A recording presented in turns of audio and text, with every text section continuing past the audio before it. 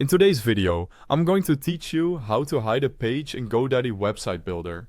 Whether you want to keep a work-in-progress page out of your menu or lock content for members only, I'll walk you through both options clearly and simply. Start by going to your dashboard. Log into your GoDaddy account and choose the website you want to edit. When the editor opens, look for the Pages panel, usually in the top menu or along the left sidebar. Find the page you want to hide, hover over its name, and click the gear icon or the three dots to open its settings. In there, turn off Show in Navigation and also turn off Show in Footer. This removes the page from your site's menus and footer links so visitors won't stumble onto it while browsing. To make the change live, click Publish. A quick note about what this does. The page is now unlinked, not invisible. If someone has the direct URL, they can still open it. That's handy for sharing a draft with a colleague. But keep that in mind for anything sensitive. If you plan to share it privately, copy the URL before you hide it so you can send it directly.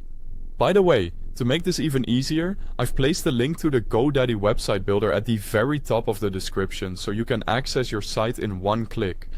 If you need stronger control, you can make the page private so only members can view it. Go back to the same page settings and turn on the private page option. If you're prompted, enable member accounts in your site's customer settings so people can register and sign in. Once private page is on, publish again. Now, only registered and approved members who are signed in will be able to see that page. Here's the key difference to remember. Turning a page off in navigation hides it from menus but keeps it reachable by direct link.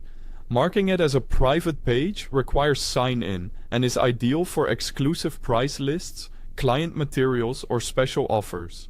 As a quick tip, test your changes in an incognito window to confirm what a public visitor sees, and make sure you publish after each change so it's live. That's it. You've learned how to hide a page from navigation and how to lock it behind member access, plus what each option means. If this helped, feel free to follow along with your own site using the link in the description. Thanks for watching.